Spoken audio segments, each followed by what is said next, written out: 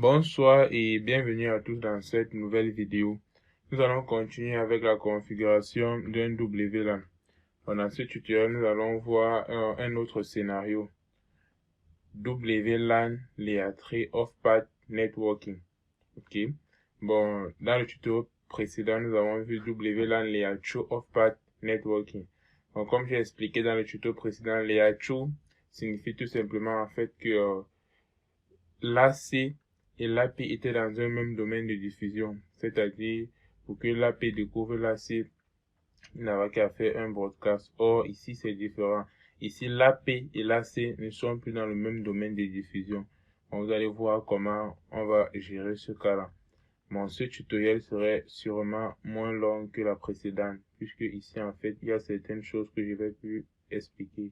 Par exemple, au niveau de la topologie, nous n'allons plus perdre le temps pour cela. Ok, bon, je vais commencer par expliquer le tableau.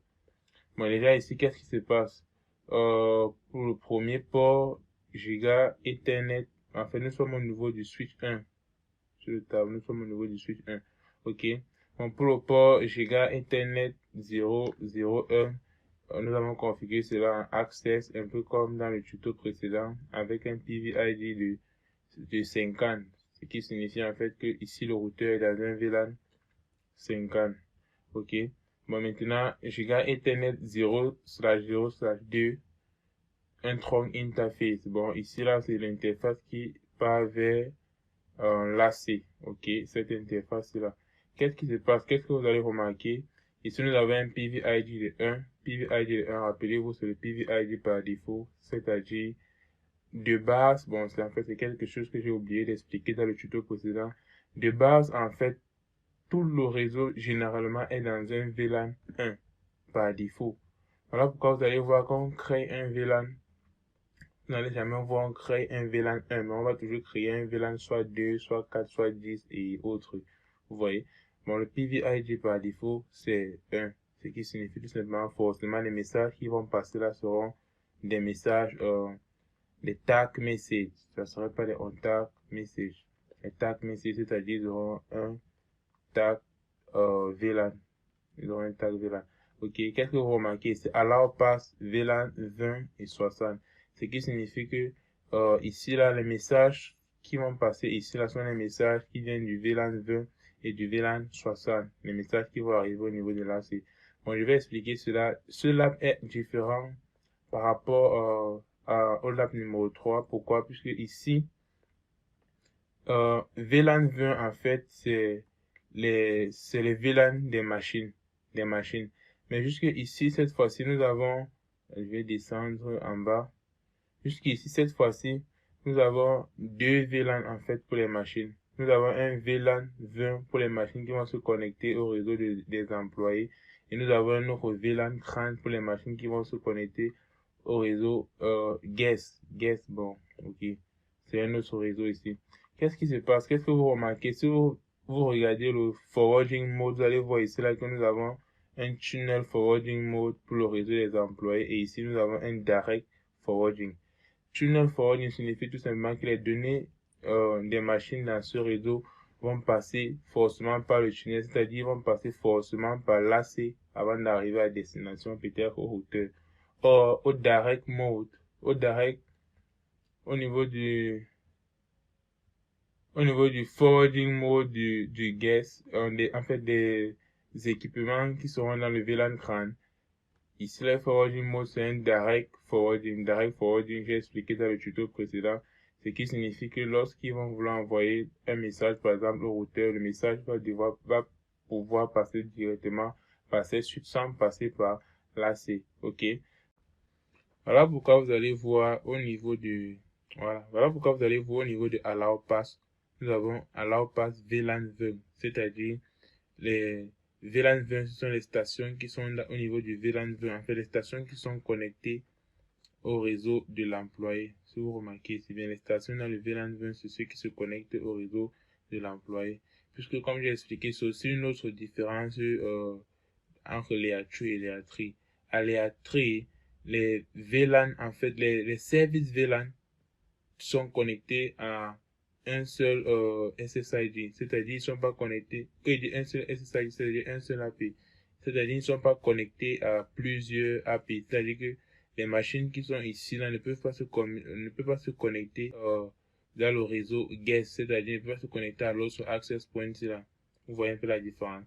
Bon, ici là, un VLAN c'est pour un access point, ainsi de suite. On ne peut pas avoir un VLAN qui peut se connecter. Enfin, on ne peut pas avoir les machines dans ce VLAN qui peut se connecter en même temps ici et en même temps ici. C'est aussi ça le layer tree. Bon, il faut retenir comme ça.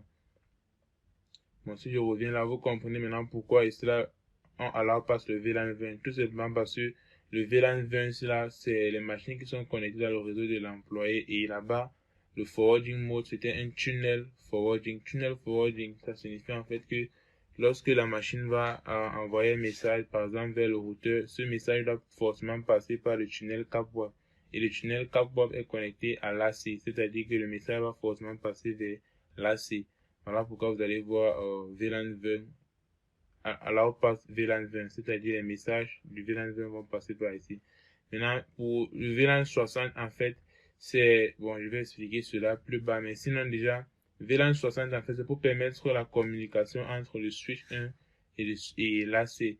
Tout simplement parce que dans ce lab, c'est un peu différent par rapport au lab 3. Pourquoi? Parce que ici, l'AC, nous allons pu configurer l'AC comme le serveur DHCP qui va fournir les adresses IP aux API et le switch 1 comme le serveur DHCP qui va fournir les adresses IP aux stations. Non, ici là nous allons configurer le serveur DHCP uniquement sur le switch 1 qui va fournir les adresses IP aux stations comme aux API. Bon, il faut comprendre cela. Maintenant, pourquoi cela doit se passer comme ça? Tout simplement parce que l'AP et l'AC ne sont plus dans un même domaine de diffusion. Ce qui signifie en fait que pour que l'AP obtienne l'adresse IP de l'AC, nous allons utiliser ici là par exemple l'option 43 du serveur DHCP. Et l'option 43 là, nous allons configurer ça au niveau du switch ici là, puisque le serveur DHCP des AP se configure sur le switch 1. Maintenant, lorsque nous allons configurer l'option 43 au niveau du switch 1, il va obtenir l'adresse IP de l'AC. Cette adresse IP maintenant, on va pouvoir lui donner à l'AP pour qu'il se connecte avec l'AC. Vous vous rappelez très bien la procédure du serveur de l'option 43 du serveur DHCP pour que l'AP obtienne l'adresse IP. Ok, je pense que c'est clair. Bon, nous allons continuer. Giga Ethernet 003. Bon, ici là, vous allez voir, c'est cette interface-ci. Cette interface-ci là, ok. Nous sommes toujours au niveau du switch 1. Allow pass, vous allez voir allow pass. VLAN 10, VLAN 30. Bon, il accepte que les messages qui viennent du VLAN 10 et du VLAN 30 passent. Bon, VLAN 10 déjà, rappelez-vous, c'est pour les API. C'est normal que les messages des API passent par le switch 1, puisque pour communiquer avec l'AC, forcément, le switch 1 doit laisser passer les messages du VLAN 10. Maintenant, vous allez aussi voir, il y a 30. 30 maintenant, rappelez-vous que 30, ce sont les messages des stations qui sont dans le VLAN 30, qui sont connectés au réseau guest, aux API au niveau d'ici, qui sont connectés au réseau guest. Vous voyez? Et c'est normal puisque ici, là, le forwarding mode est en direct forwarding. Si le forwarding mode est en direct forwarding, ça signifie seulement que lorsque une station dans ce VLAN va envoyer peut-être un message au routeur, ce message ne doit pas passer par là, mais il va directement passer par ces routeurs, par ces switches là pour arriver à destination. Vous voyez? Bon, c'est pour ça que switch 1 doit allow pass les messages venant du VLAN CRAN. Vous voyez? Maintenant, si on passe au switch 2, Giga Ethernet 001, c'est pareil, vous allez voir, allow pass, c'est tout 10 CRAN. Là, c'est clair. Giga Ethernet 002, allow pass, c'est pareil. Allow pass, ici, c'est pareil. Maintenant, au niveau des PVID, vous allez voir pour le Giga Ethernet 001 et Giga Ethernet 002, qui sont ces interfaces.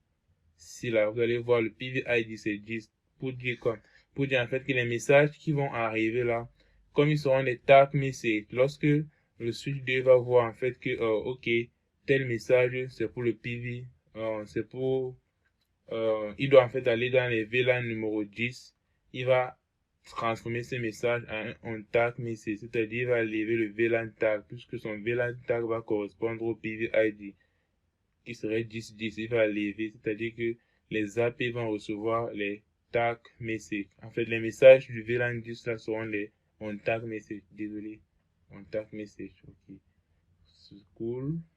Bon, vous voyez en fait qu'à ce niveau-ci là, c'est pareil que pour l'app 3. Bon, maintenant, au niveau des adresses IP des interfaces, bon, ici là, c'est pareil pour le lab 3. Par exemple, pour le routeur 1, voici l'adresse IP de son interface.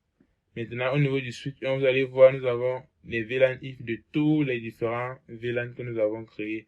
Oui, c'est vrai, c'est tout simplement parce que, au niveau du switch 1, rappelez-vous en fait que tout le trafic de données passe par ce switch 1. Et rappelez-vous en fait que le VLAN if, ce sont les interfaces qui vont permettre à ce que les équipements dans différents VLAN puissent communiquer ensemble. Vous voyez? Ok. Nous avons configuré les interfaces de chaque VLAN. Bon, nous avons configuré les interfaces de chaque VLAN. Je vais expliquer cela. Au niveau de l'AC, nous avons aussi configuré le VLAN if 60. Et voici son interface. Je vais peut-être prendre un petit exemple. Par exemple, au niveau du switch 1, vous allez voir ce VLAN if 60. Au niveau de l'AC, vous allez voir ce VLAN if 60. Regardez les adresses 10.1.60.2, 10.1.60.1. Au niveau de l'AC, cette adresse-là, c'est pour cette interface-ci. Suivez le curseur. Et au niveau du switch 1, cette adresse-là, c'est pour cette interface-ci. Vous voyez en fait que l'AC va pouvoir communiquer avec le switch 1.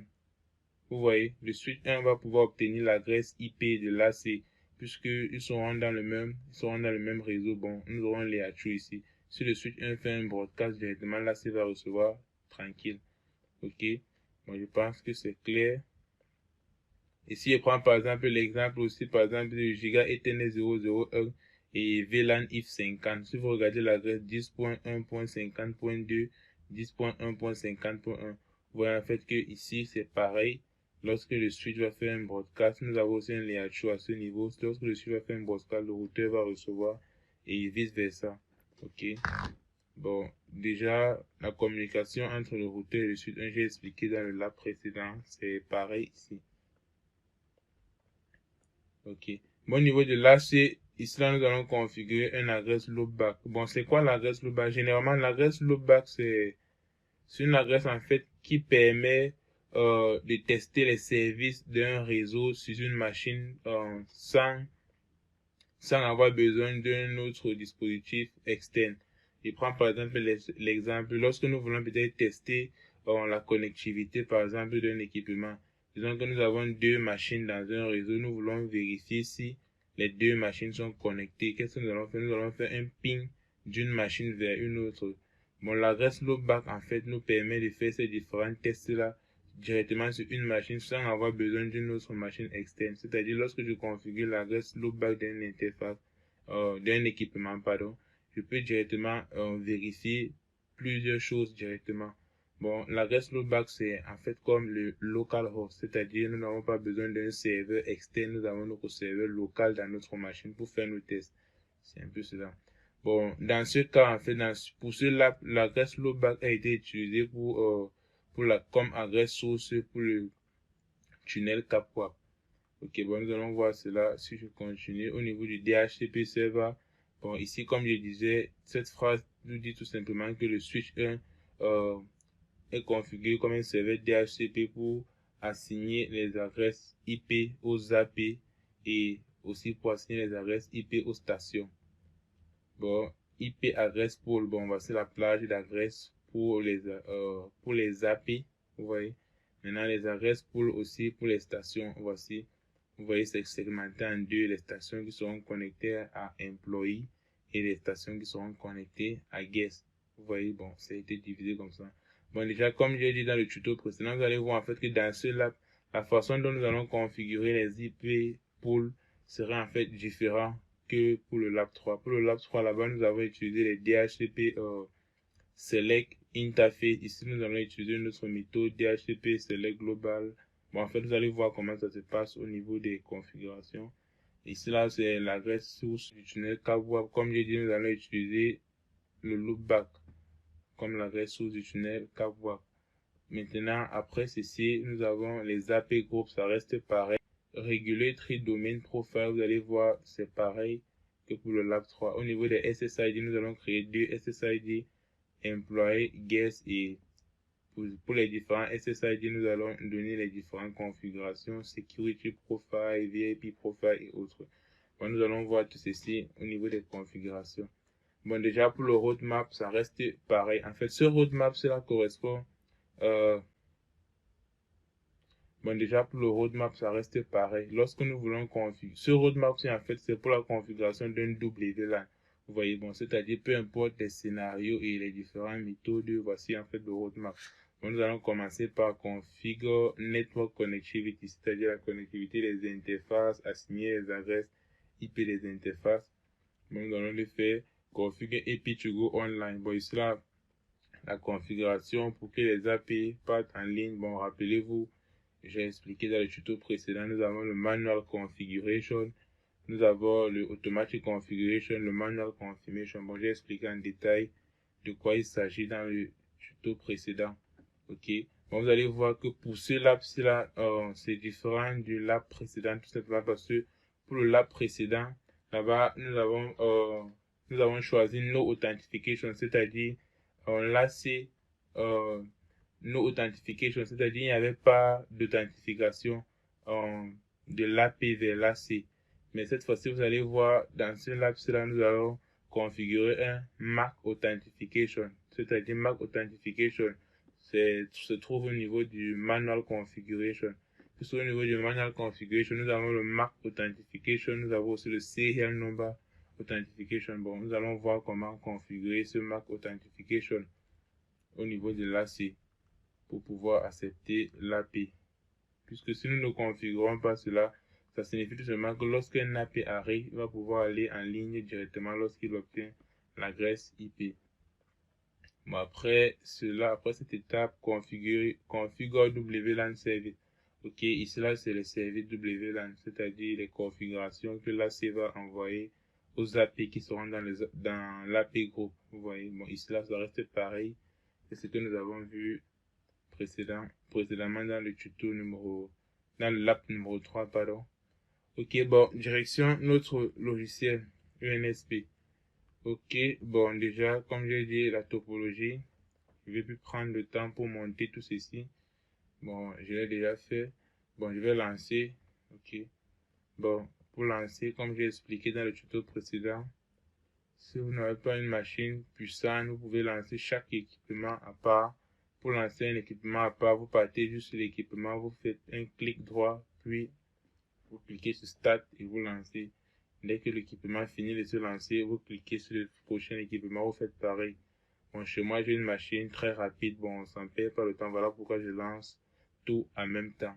Bon, il est conseillé de lancer normalement un par un pour éviter les problèmes. Okay. Puisque si vous ne faites pas comme ça, pour certaines personnes, vous pouvez attendre même 1 heure de temps pour que certains équipements se lancent. Surtout un équipement comme là, c'est qui est un équipement très lourd qui prend tellement de temps en fait, comparé aux autres équipements comme les stations et les switches et autres. Bon, chez moi, c'est déjà bon. Bon, je vais essayer de mettre le support de côté pour pouvoir voir facilement. Ok, bon, j'ouvre le terminal. Ok, bon, je vais agrandir ceci. Et ok. Bon, j'ai agrandi pour voir à travers. Ok. Bon, nous allons commencer avec le switch 1. Ok, bon, nous allons commencer par configurer toutes les ports. Bon, je commence 6. Bon, au niveau d'ici, je ne vais plus trop expliquer. Au lab numéro 3, j'ai expliqué tout ceci. Bon, je renomme switch 1. Ok, je commence. Bon, je vais suivre le tableau. Première chose à faire, c'est d'abord de créer les différents VLAN. Avec la commande VLAN batch, on aura un VLAN 10, 20, CRAN, il y avait 50, je pense qu'il y avait 60 aussi. Ok, bon, vous pouvez tout faire display 10 pour vérifier à chaque fois. Ok, ça a été créé. Bon, je nettoie, j'aime avoir le terminal propre. Ok, bon, je commence directement. Interface, on commence directement par ici au niveau du switch 1, Le switch 1 a 3 interfaces. Bon, je commence par Giga Interface. Giga, bon, je vais suivre le tableau en fait. Bon, nous allons prendre cet ordre 0/1. Ok. Bon, au niveau du cela, nous allons configurer port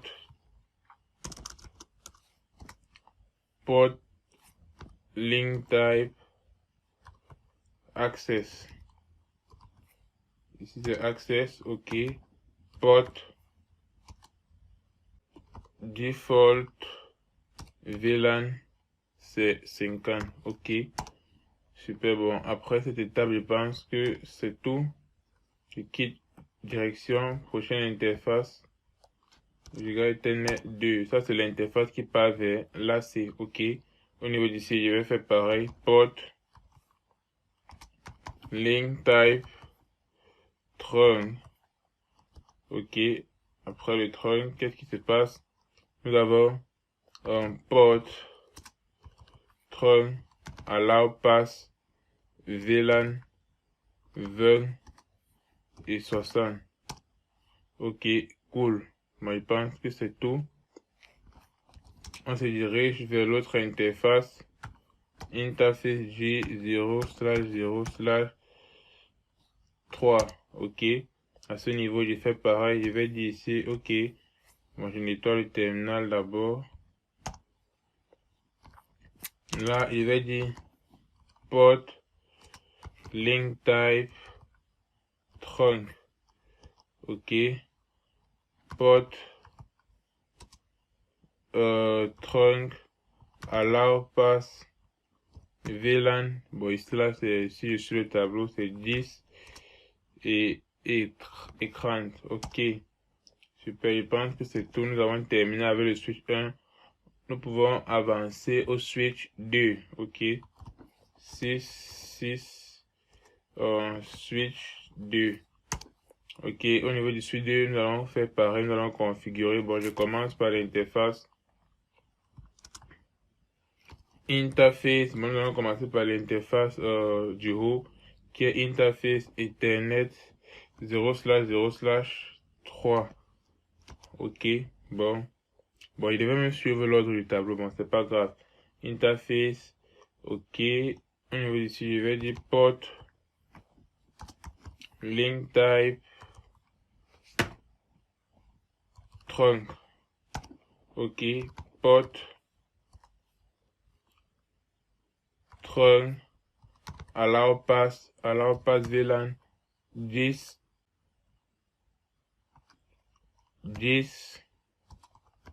CRAN. Ok, je pense que c'est tout. Bon, on part maintenant à interface Giga Ethernet 0/0/1. Ok, moi je nettoie le terminal. Bon, là on va faire pareil. On va dire port link type trunk. Ok, port trunk PVID, on configure le PVID VLAN, c'était 10. Ok, maintenant les allowed. The VLAN does not exist. Oh, ok. Désolé, nous sommes au niveau du switch 2. Premier réflexe, c'est d'abord de créer les différents VLAN. Moi, je vais venir, je vais dire VLAN batch. Ici, nous avons le VLAN batch, nous avons 10 écrans. Je pense que c'est tout. Oui. Ok, bon, je recommence. J'ai commencé, bon. Interface Giga Ethernet 0/0/1. Ok, bon, je vérifie les configs qui sont restés. 10, il y a le port link type que j'avais déjà fait. Ok, je continue tout simplement. Port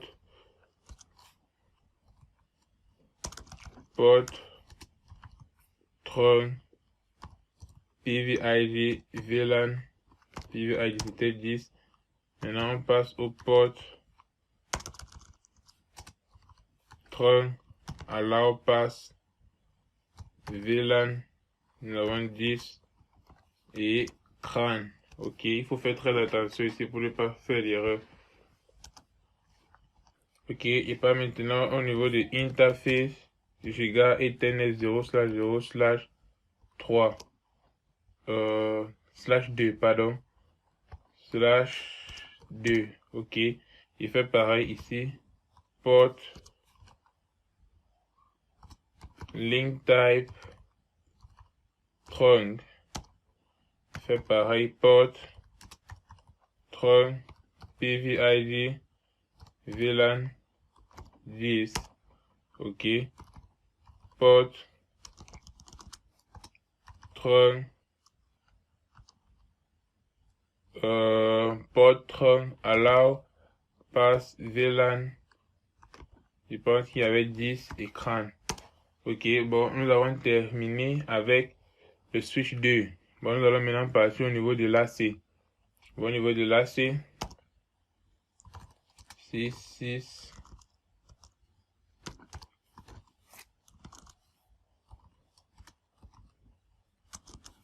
On l'appelle AC.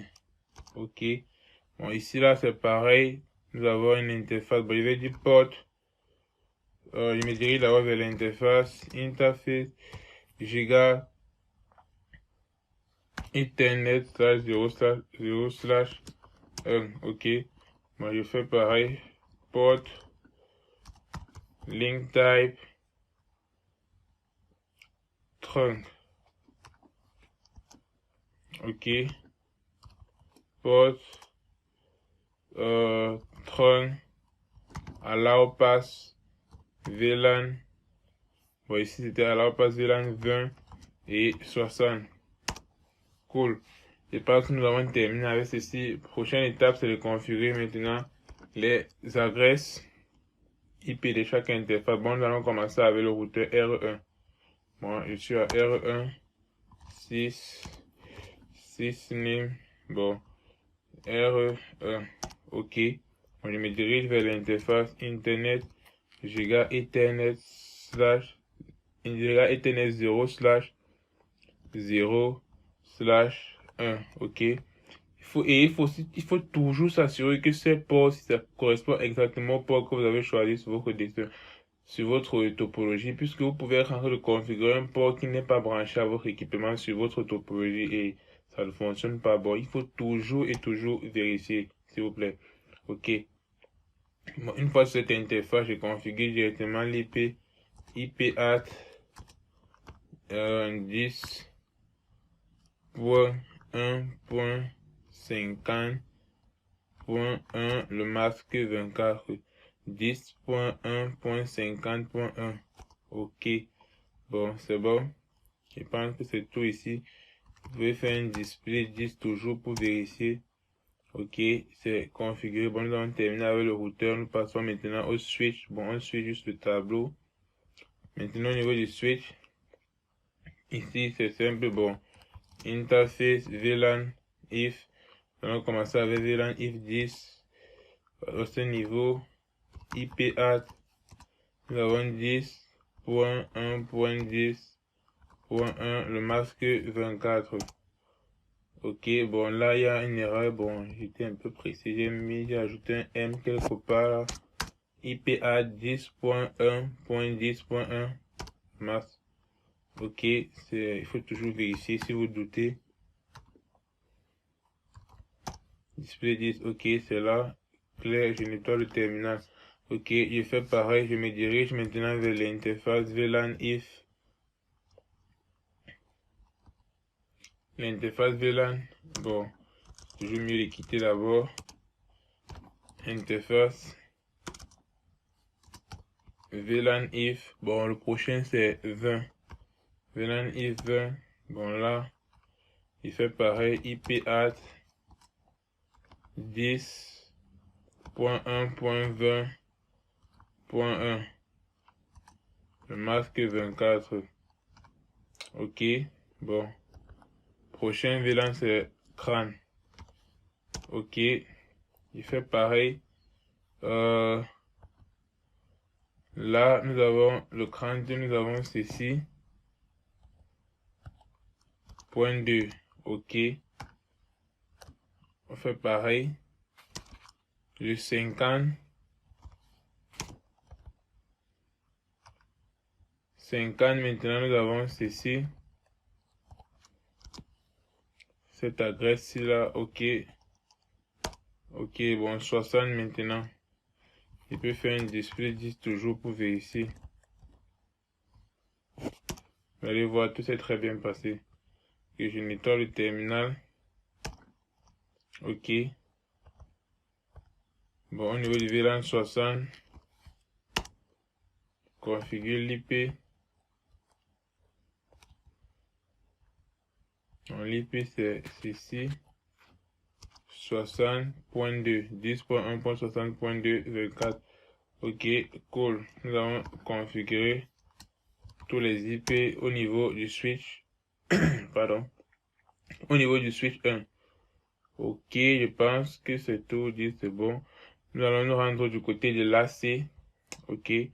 Bon, au côté de l'AC, il va aller l'interface in VLAN if 60. VLAN if 60. Bon, il y a une erreur. L'erreur, c'est lequel? Ici au niveau de l'AC, interface VLAN if 60. Bon, il y a une erreur. Ah, je dois créer les VLAN d'abord. Ok, bon. On va VLAN batch VLAN, il y avait le 20 et il y avait le VLAN 60, ces deux ici. Ok, il peut recommencer. VLAN if 60. Bon, il veut dire IP@. 10.1.60.1. Le masque 24. Tout s'est très bien passé. Le loopback maintenant. Bon, j'ai expliqué tout ceci. Je configure directement. Interface loopback 0. IP@ 10.10.10.10. Le masque 32. Ok. Super. Nous avons terminé avec cette partie. Ok, nous allons terminer avec les deux tableaux. Prochaine étape maintenant, c'est configurer les serveurs DHCP. Bon, je vais descendre au niveau d'ici. Ok. Bon, avant de configurer le serveur DHCP, nous devons d'abord configurer les routes statiques. Pour les routes statiques, pour que le routeur puisse communiquer avec les stations qui sont dans les différents VLAN. Bon, pour ce lab-là, nous avons deux VLAN ici, la VLAN 20 et VLAN CRAN. Bon, pour le niveau du lab 3, là-bas, on avait tout simplement un seul VLAN. Bon, ici, nous allons configurer les routes statiques pour cela. Ok, bon, je vais me placer. J'ouvre mon terminal. Clair. Kit, ok. Bon, il va aller au niveau du routeur. RE, ok. Bon, au niveau du routeur, j'éclaire 6, ok, je configure les routes IP, route statique, ok. Bon, ici je précise la destination, puis le net sur destination. Ici là, je commence par le premier réseau, le premier VLAN des PC qui est 10.1.20.0. Ça c'est la reste du réseau, le masque 24. Et le next hop, il va passer par le 10.1.50.2. Le 10.1.50.2 qui est en fait l'interface qui est sur le switch 1, c'est-à-dire que c'est par là qu'il va passer pour arriver là où il y a les stations. J'espère que c'est compris. Ok. Bon. Donc, je pense que c'est bon. Tout s'est bien passé. Je fais pareil maintenant avec le prochain, avec l'autre réseau. Le 10.1.CRAN. Ici là c'est pour les PC qui se connectent au guest. C'était pour les PC qui se connectent à l'employé, au réseau des employés. Ok. Bon, étant ici, je peux déjà décider de faire un ping vers le réseau. Vous allez voir, ça va marcher sans problème. 10.1.20.0. Super, vous voyez, ça marche sans problème. Vous voyez, la route a été très bien configurée. Bon, si je fais par exemple le ping qui est dans le support, je dois être au niveau du switch 1. Ok, au niveau du switch 1, le support nous demande de faire un ping. -A, c'est pour préciser l'interface source en fait. Et ici, l'interface source nous demande de préciser le 10.1.20.1. Et on ping, la destination c'est 10.1.50.1. En réalité, qu'est-ce qu'ils sont en train de faire? Nous sommes au niveau du switch 1. L'interface que nous venons de préciser, le 10.1.20.1, c'est cette interface-là. Suivez bien mon curseur. Si vous voulez vous vérifier ça au niveau de la table, vous allez voir. Vous allez voir qu'au niveau du switch 1, on a une interface 10.1.20. Si vous voyez, ça veut dire que de l'interface, il veut ping l'interface là qui est 10.1.50.1. Vous voyez. Et ça va forcément passer puisque nous avons configuré la route statique et ils sont dans le même réseau. Vous voyez. Bon, ça va fonctionner. Bon, si je viens là, je valide, entrer, vous voyez, ça passe tranquillement. Ok. Bon, nous allons continuer. Prochaine, pardon. Prochaine étape, c'est l'AP doit aller en ligne. Bon, pour cela, première chose qui doit passer en tête, c'est configuration des serveurs DHCP pour fournir les adresses IP. Ok. Bon, ici là, rappelez-vous que les serveurs DHCP, nous allons les configurer au niveau du switch 1. Bon, nous allons commencer avec le serveur DHCP pour les AP, puis pour les employés, puis pour les guests. Ok. Bon, ici là, nous allons utiliser une autre méthode pour les serveurs DHCP. Bon, la deuxième méthode dont je vous parlais. Bon, ici là, nous allons créer un DHCP pool. Bon, avant cela, nous allons faire DHCP enable. DHCP enable, c'est tout simplement pour activer les services du DHCP sur le switch 1. Ok, bon, lorsque c'est activé maintenant, IP pool, bon, on donne le nom du pool. Bon, le pool, c'est un peu comme le pack en fait d'adresses. Bon, il a un nom avant qu'on va mettre le pack d'adresses à l'intérieur. Bon, pour ceci, comme c'est pour, comme ici là, c'est pour le serveur DHCP pour les AP, pour fournir les adresses IP aux AP. Bon, on appelle ça AP. Vous voyez. Une fois là, on va préciser maintenant l'adresse réseau des adresses qui seront fournies. Network, bon, ici je vais préciser 10.1.10.0, ok. Rappelez-vous, troisième octet, pour ne pas s'embrouiller, c'est représente l'octet, représente en fait l'idée du VLAN en question. Et comme je sais que les AP sont dans un VLAN 10, voilà pourquoi, bon, je peux écrire ça facilement sans m'embrouiller. Vous voyez, ok. Le masque 24. Ok, prochaine chose maintenant, c'est le gateway list. Gateway list, généralement le gateway list c'est la première adresse, vous voyez. Vous utilisez la première adresse comme le gateway list. Gateway list signifie tout simplement, en fait, c'est en fait la route là où les adresses vont passer pour arriver à destination. Par exemple, si une adresse veut arriver à un AP, quelqu'un qui veut se connecter, il doit passer par le gateway list. Gateway list, c'est l'adresse de la passerelle. Bon, 10.1.10.1. Vous voyez, par convention, on prend directement la première adresse et le reste va faire partie de l'adresse pour le pack d'adresses. Ok, moi j'ai pris ceci. Puis nous allons configurer l'option 43. Rappelez-vous qu'ici nous allons configurer l'option 43 tout simplement parce que l'AP et l'AC ne sont pas dans un même domaine de diffusion. Bon, donc je vais utiliser l'option 43 du serveur DHCP pour obtenir l'adresse IP de l'AC. Vous voyez? Ok, bon, je vais venir là, je vais dire option 43 sub option 2 IP adresse. Je précise l'adresse de l'AC directement qui est l'adresse de loopback 10.10.10. Bon, pour ce cas-ci, c'est la question en fait qui va dire. Bon, pour notre question, nous a dit que l'adresse de l'AC c'est le loopback. Vous pouvez avoir un autre exercice où c'est pas cette adresse. Ok, validé. Bon, j'ai terminé. Bon, je vais maintenant passer à la configuration du serveur DHCP pour l'AP des employés et puis je vais faire pareil pour les guests. Ok, bon, pour les employés, on va faire pareil. On va directement venir là, IP pool, on donne le nom employee. Ok, on fait pareil. Network ici là 10.1.20.1. point, ici là que employé, c'était dans le VLAN 20. Bon, il sait qu'il veut mettre 26.0, la reste du réseau, mais point 0 parce qu'il sait que c'est un slash 24. Vous voyez que c'est pas compliqué. Ok. Bon, il y a une erreur là. L'erreur, c'est j'ai mal écrit quelque chose. En network, j'ai mal écrit network.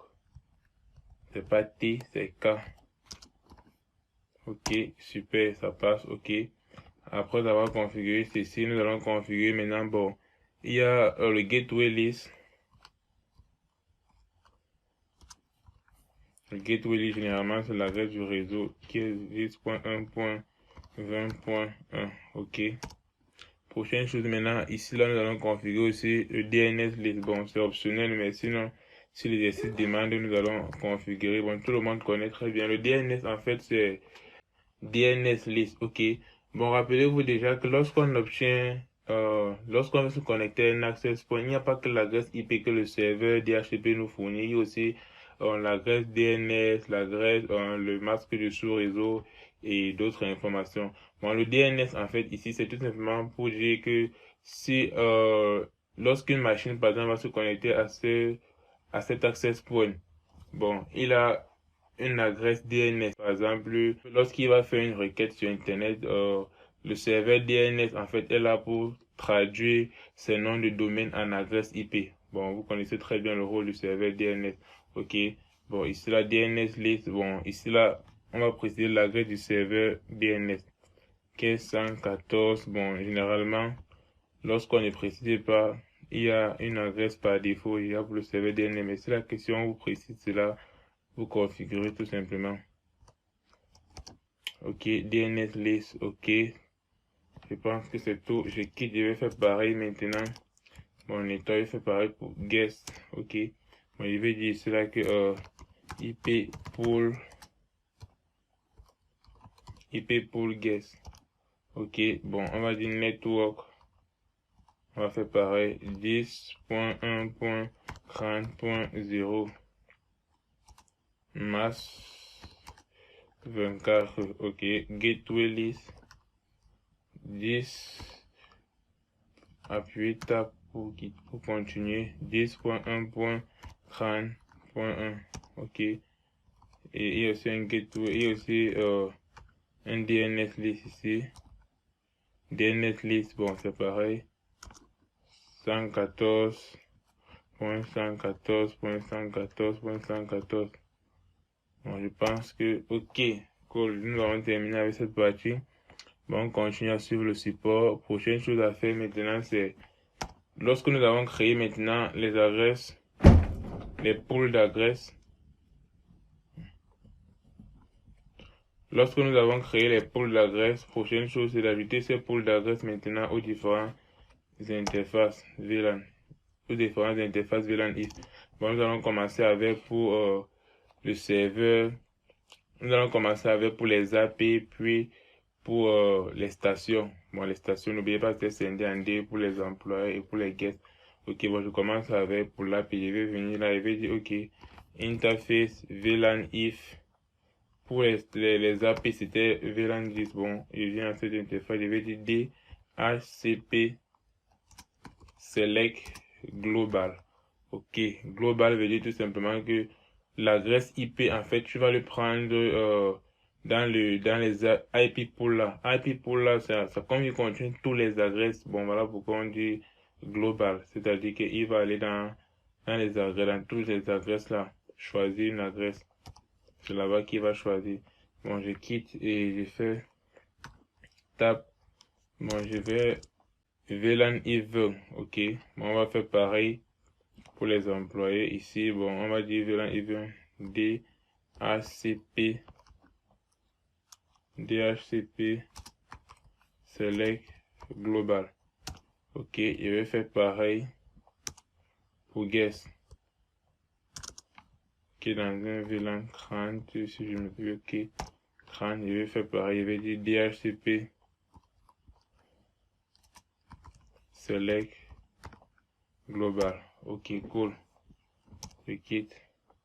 Ok. Bon, prochaine étape maintenant, si je continue à suivre le tunnel CapWap. Ok, pour le tunnel, l'adresse source du tunnel CapWap. Bon, il va venir, il va dire CapWap.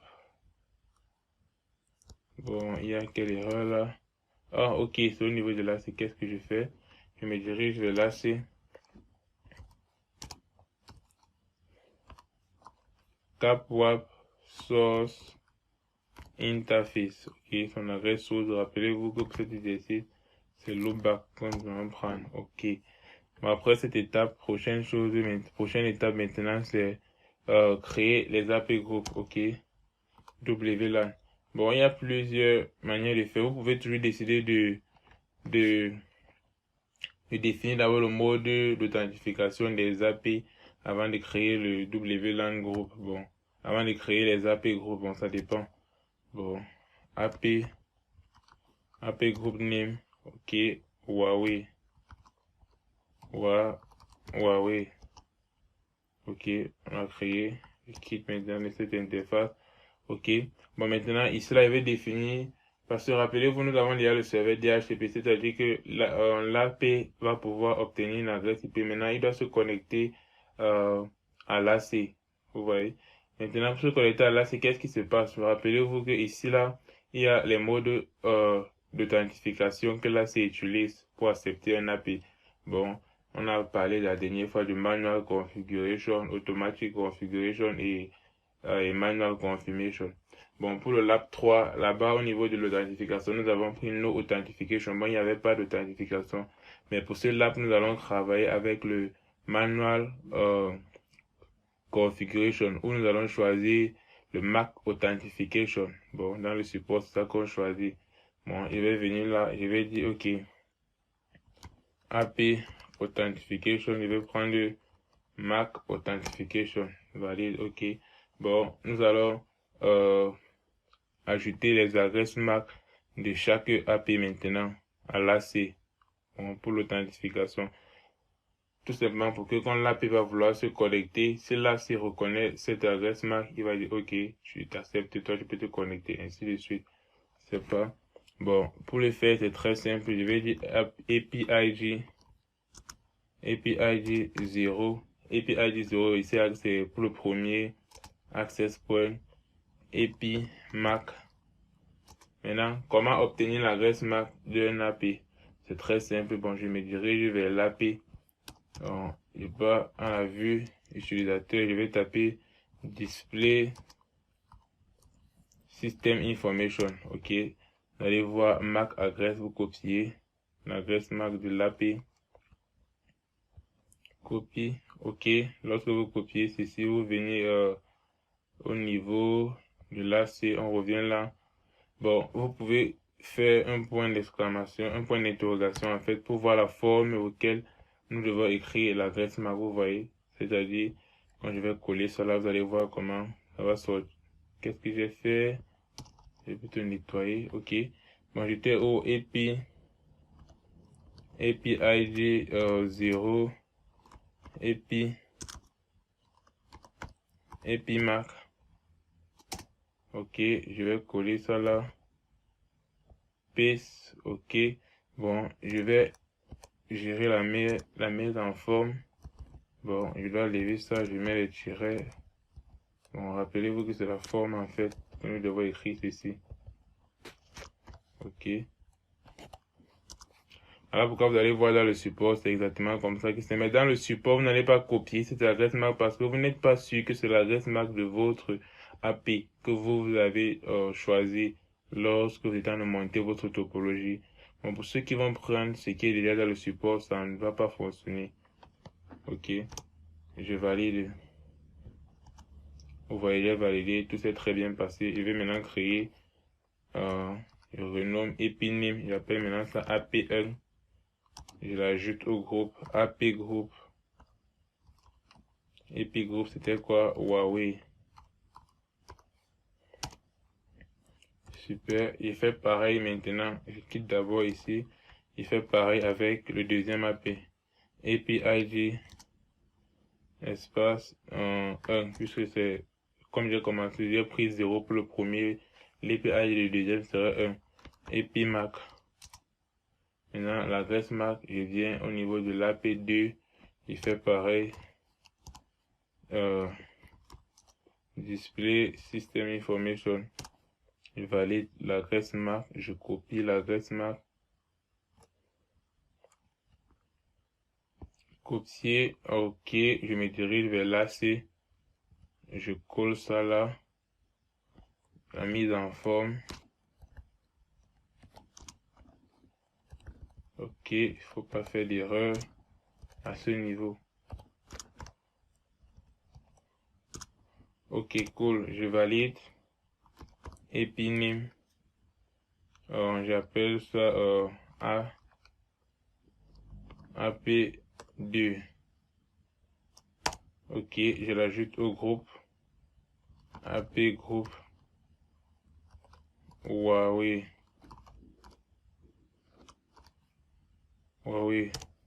Ok, cool. Bon, après ceci, je peux faire kit et j'essaye de faire maintenant mon display. Moi, je nettoie d'abord clair. Display all. Bon, vous allez voir, il y aura une erreur, ça va pas marcher. Display et puis all. Et puis all. Vous allez voir, ça s'affiche, mais les AP n'arrivent pas à obtenir l'adresse IP. Oui, ceci est tout simplement parce que en fait, il n'y a pas de route connectée au loopback de l'AC en fait. Bon, nous devons créer les routes statiques. Vous voyez, c'est-à-dire que lorsque l'AP va vouloir communiquer avec l'AC, nous devons créer une route statique maintenant vers le loopback de l'AC. Vous voyez, et lorsque l'AC va vouloir communiquer avec un AP, on doit faire pareil, nous devons aussi créer une route pour cela, ok. Bon, je vais me rendre au niveau du switch 1 pour créer d'abord la route, puisqu'il y a déjà une route pour l'AP, une route pour que l'AP arrive au switch 1. Maintenant, il faut une route pour arriver au loopback, ici, vous voyez, voilà. Moi, je vais me placer, j'ouvre mon terminal, je suis au niveau, il me rend au niveau du switch 1 d'abord, ok.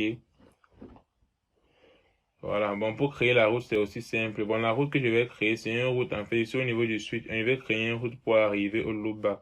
Vous voyez, en passant par, je vais préciser le net host, c'est-à-dire par où il va passer. Bon, il va passer forcément par cette interface-là. Bon, je vais juste préciser. En fait, non, désolé, il va passer par cette interface-là pour arriver au loopback. Voilà, par cette interface. Et puisque l'interface-là, c'est l'interface là où le switch est déjà connecté. Bon, plus la peine de préciser. C'est ceci qu'on va préciser. Bon, vous pouvez regarder dans le support, vous allez voir, c'est exactement ça.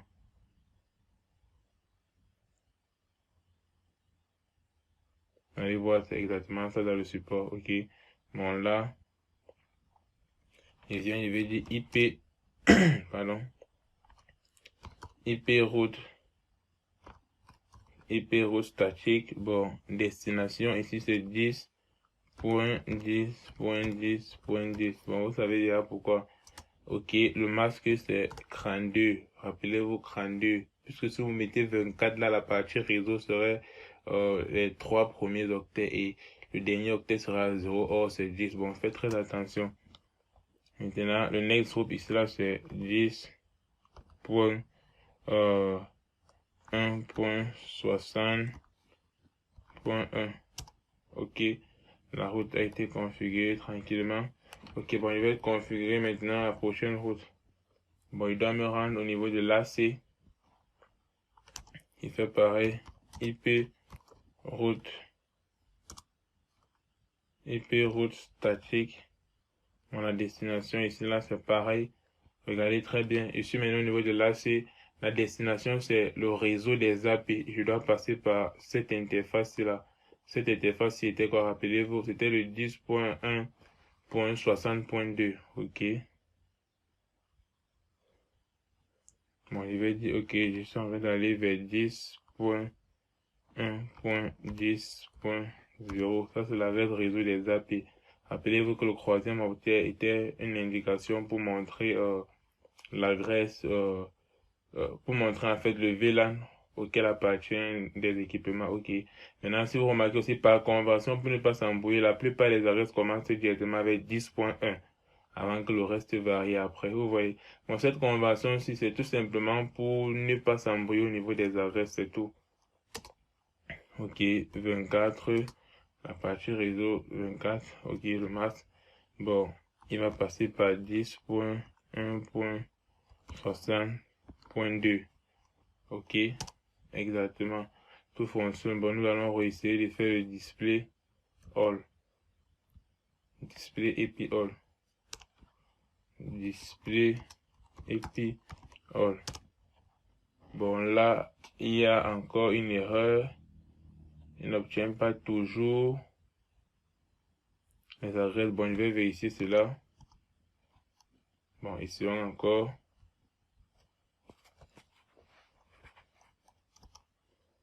Ok, super, vous voyez, ça a juste pris du temps, mais sinon, c'est cool. Voilà, vous voyez, l'API est en ligne et il obtient l'adresse IP du serveur DHCP. Vous voyez, tout fonctionne normalement.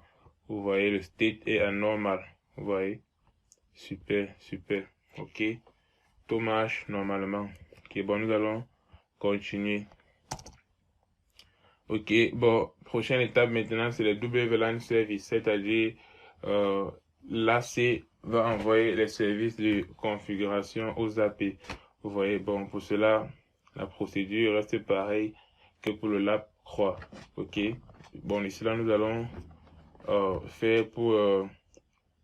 nous allons configurer le SSID, le Security Profile, puis nous allons configurer le VIP Profile, puis nous allons configurer le Regulatory Domain Profile, puis nous allons ajouter tout cela à l'AP Group.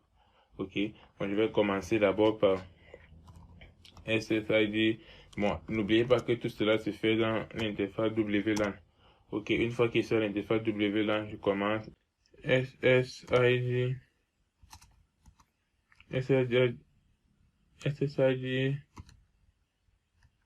Pourquoi ça ne complète pas? Il doit avoir une erreur à quel niveau? SSID profile name. Ok, bon, je vais appeler employé.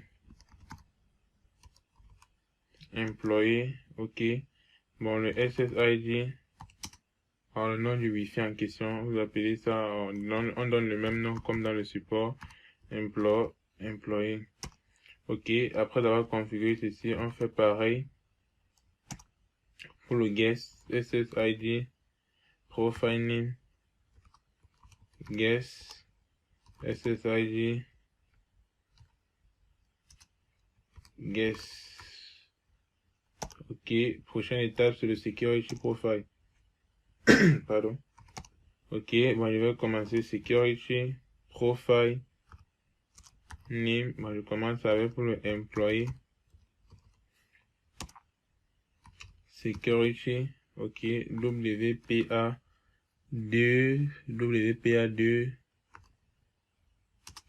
PSK, Prechet Key, pass, phrase, erreur, pass-phrase, le mot de passe du Wi-Fi. Bon, ici, je vais laisser le même mot de passe qui est là, qui est A1, 2, 3, 4, 5, 6, 7. Ok, le mot de cryptage, AES, ok. Bon, c'est bon. Vous voyez, si j'essaye même de naviguer vers les commandes, vous voyez comment le mot de passe est déjà en étoile. Bon, on peut plus me montrer le mot de passe. Vous voyez, le mot de passe a été crypté. Si vous faites un display 10, vous allez voir, le mot de passe a été crypté. Ok. Bon, je quitte maintenant, je fais pareil, security profile name, guest, security. Ici, là, maintenant, pour le guest, il n'y a pas de sécurité. Bon, on va juste mettre open. Ça veut dire qu'on peut se connecter directement. On n'a pas configuré le mot de passe à ce niveau. Ok. Bon, après avoir configuré le SSID et le security profile, prochaine étape, généralement, c'est le VIP profile. VIP profile. Bon, je quitte là, je vais cliquer au niveau du VIP profile, on va le faire 2 fois. Rappelez-vous, première fois, d'abord, c'est pour l'employé et puis on va le faire pour guest. Ok, bon, je suis sur l'interface, je vais cliquer VIP profile name employee Ok, maintenant on va lier d'abord le SSID qu'on a créé plus haut et on va aussi lier le security profile. Bon, je vais dire SSID profile, c'était quoi? Employé. Si je fais l'erreur à ce niveau, ça va pas fonctionner. Bon, ça va fonctionner. Bon, il faut toujours faire un display 10 pour vérifier. Ok, ça va fonctionner. Bon, c'est important de vérifier. Security profile, employé. Ok. Bon, après le security profile, c'est bon. Prochaine étape maintenant, c'est le forwarding mode. Bon, avant le forwarding mode, le VLAN service d'abord. VLAN. Bon, quelle erreur, j'ai fait l'erreur. VLAN service. Bon, j'ai mal écrit VLAN service. C'est service VLAN, désolé. Oh, qu'est-ce qui se passe? Service VLAN, ok. Service VLAN, VLAN ID. Bon, ça c'était pour l'employé qui était VLAN ID de 20. Bon, je lui ai expliqué la notion de service VLAN, VLAN ID dans le tuto précédent, ok. Bon, je vais plus perdre le temps pour expliquer là. Après, c'est ici le forwarding mode. Forwarding mode, ici c'est le tunnel forwarding, ok. Tunnel forwarding. Moi, je pense que c'est tout. Nous allons maintenant créer le VIP profile pour le guest. VIP profile name. Guest. Ok. VIP profile name guest. Après cela, nous allons maintenant ajouter le SSID et le security profile que nous avons créé. Guest. Ok. Nous allons ajouter. Je vais essayer d'éclairer. En anglais, on dit bind. Bind. Bon, le security profile. C'était guest aussi.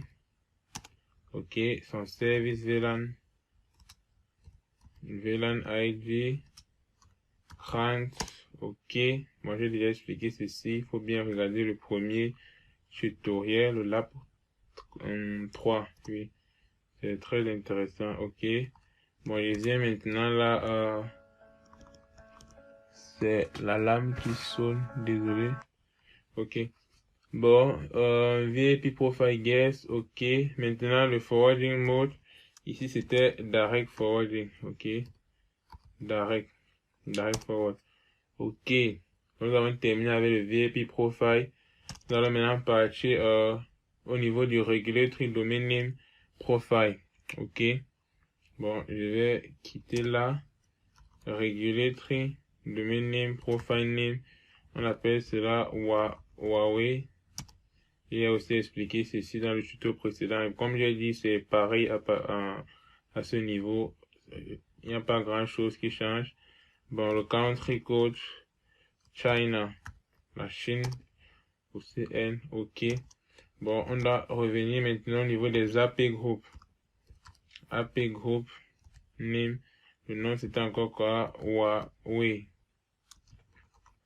On va maintenant ajouter toutes ces configurations-là dans le groupe de l'API pour que tous les API ont ces configurations. Vous allez voir comment ils vont commencer à émettre les signaux. Bon, regardez très bien à travers. Bon, on va commencer par bind d'abord le regulatory domain name. Regulatory domain name profile, c'était Huawei. Ok. Après cela, maintenant, on va bind les VIP profile. VIP profile. Là, il y a quelle erreur? Attendez, je regarde, peut-être que je confonds la commande, mais je ne pense pas, il y a quelle erreur là? VIP. Voilà, ok. VIP profile, on commence avec par exemple pour employé.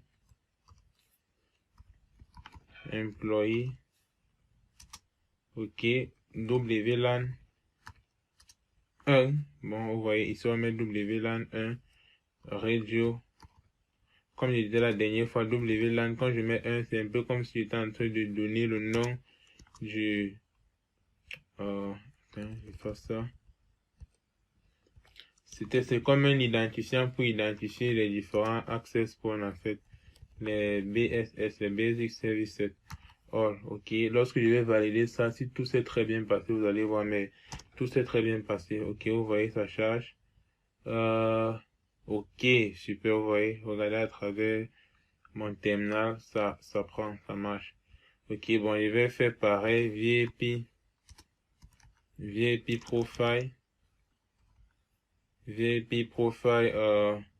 guest maintenant, WLAN 2, ok, vous voyez l'identité de WLAN 2, radio, c'est-à-dire accepte toutes les fréquences, radio all, ça charge, ok, super, tout s'est bien passé, je peux quitter.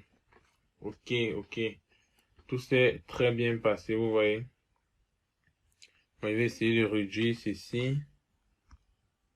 Voilà, attendez. Bon, j'ai dessiné, c'est un peu trop grand. Bon, bref, vous voyez, tout s'est très bien passé, vous voyez. Bon, là, je vais essayer de connecter cette station. Vous voyez, nous avons employé, nous avons guest. Si on essaye de connecter, par exemple, à guest, vous allez voir qu'au niveau des guests, il n'a pas besoin. Vous voyez, obtaining IP, c'est écrit. Vous voyez, connected, il est connecté. Vous allez voir le signal. Wow, cool. Si j'essaie maintenant de prendre un portable, par exemple, ok, il est éteint, je vais essayer de l'allumer. Start, puis je vais le connecter maintenant au réseau des employés. Voici, ok, le mot de passe. J'avais mis A1, 2, 3, 4, 5, 6, 7. Ok. Alors, il obtient l'adresse IP. Cool, il est connecté. Bon, si on revient par exemple au niveau du terminal, là, ok. Si je tape par exemple la commande display, bon, il y a la commande display station, station all, oui, display station all. Ok, qu'est-ce que vous remarquez ici? Vous voyez au niveau des VLAN CRAN et 20, vous voyez, on a un appareil de VLAN 20 qui s'est connecté au réseau des employés et on a un autre de VLAN 30 qui s'est connecté au réseau des guests. Vous voyez, tout s'est vraiment très bien passé. Ils ont obtenu les adresses IP. Regardez bien l'adresse, vous voyez, c'est exactement, tout fonctionne très bien. Tout fonctionne très bien. Je peux venir là, je tape la commande display, c'était encore VIP.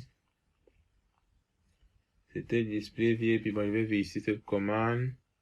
Je suis plus très sûr. C'était display VIP. OK. VIP SSID. Display VIP SSID employé. Employé, par exemple.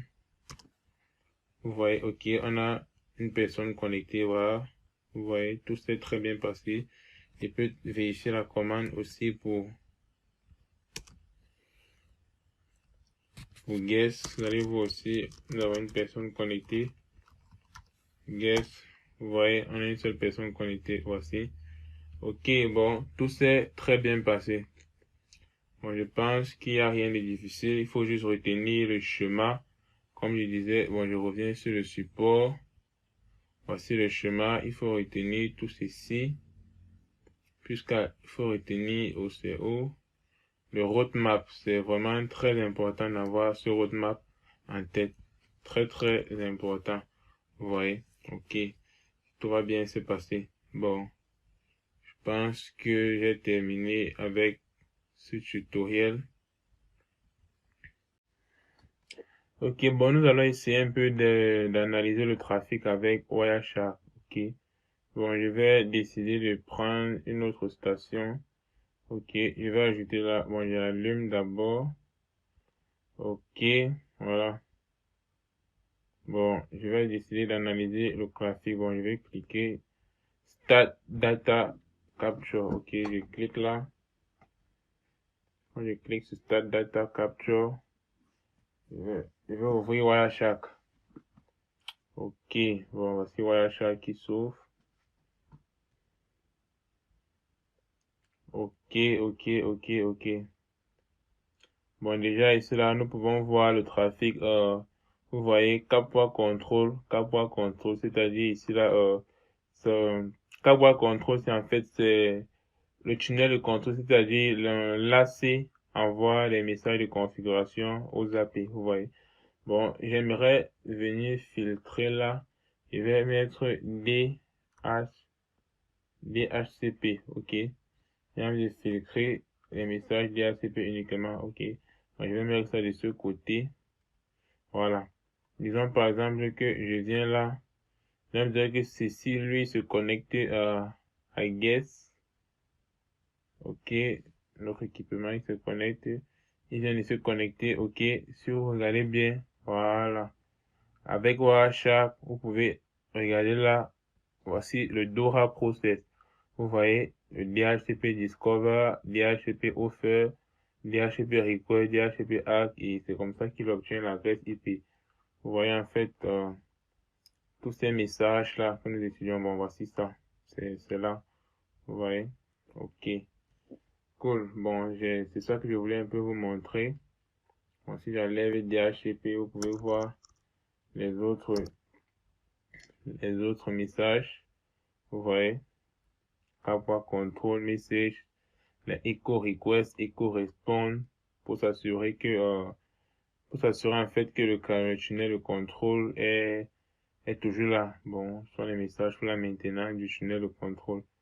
Vous voyez, bon, c'est un peu à ça que c'est Wireshark pour analyser le trafic. Ok.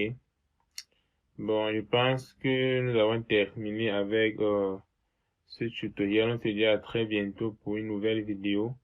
Et surtout, si vous avez aimé, n'oubliez pas de liker la vidéo, vous abonner si vous n'êtes pas encore abonné. On se dit à très bientôt. Ciao.